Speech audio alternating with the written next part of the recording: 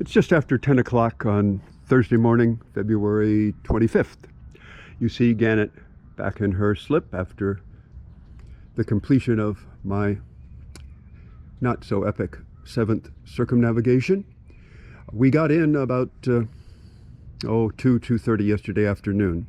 We stayed at anchor from 6 o'clock Tuesday night until noon on Wednesday, when some wind finally came up. Had good sailing up Port Royal Sound.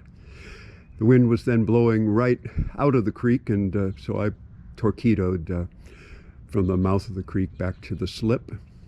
Let me point this that way. I'll walk down this way a little bit. I don't know what you're going to be able to see through the sailboat. We live right in those buildings right there ashore. We're on the 3rd floor behind the oak trees.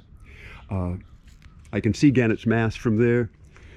Some people said, but the oak trees, and there's some palm trees over there too, and there's Spanish moss, block the view, and I replied, the trees are the view. I like them.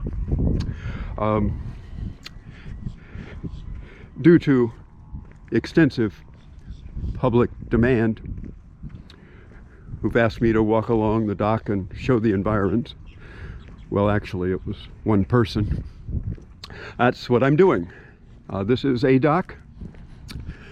Cross, hand holding a GoPro. Cross is Pinckney Island, which is a national wildlife refuge. No development over there, ever. Great. There's one road that runs into the end of the island with a parking area, but almost all of it, they're just places to walk, trails to walk and bike ride. A man who has lived here for a long time said he even saw a lot of wildlife over there. He said he even saw a bobcat.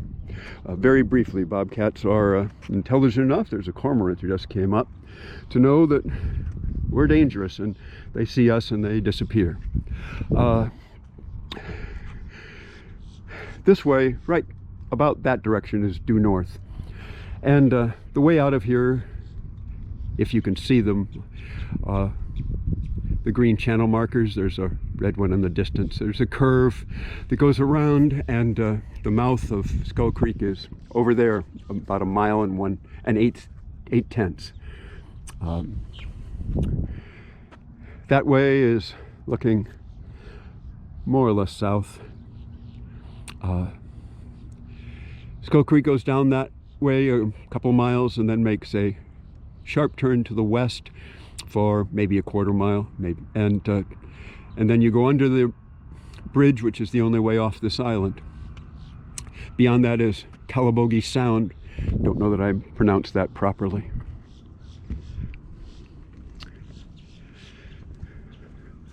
There is the pile float that I walked out here and saw. Hadn't seen them before a few weeks ago, and caused me to buy one of my own.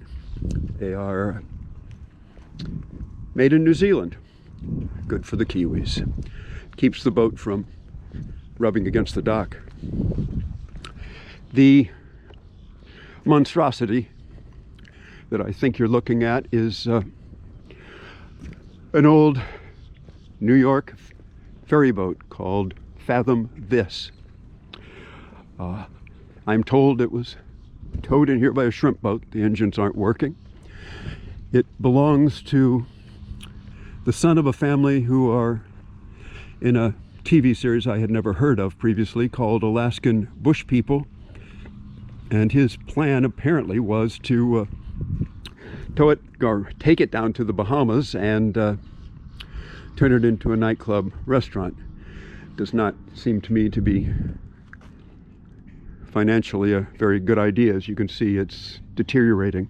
Told somebody is interested in buying it, but I can't see that it's good for anything but scrap. I wish it were gone, because it's a great huge weight, and I think in a serious storm it can tear this dock apart.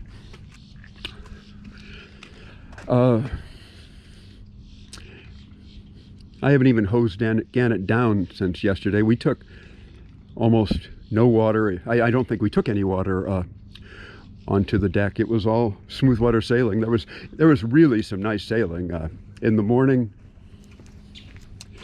Well, leaving here, I powered just out beyond to get out of the marina. I had the engine off in less than 10 minutes, probably in 5, and then sailed under the jib down the creek. The wind was from the northwest, which is over there, so I was on a reach until that turn to get to the bridge when it was hard on the wind, and then under the bridge I set the mainsail. There's another video I made sailing down there. Had good sailing and didn't feel like stopping, so we went out and got into the ocean where the wind died and made it up the other side, then anchored at 6 o'clock.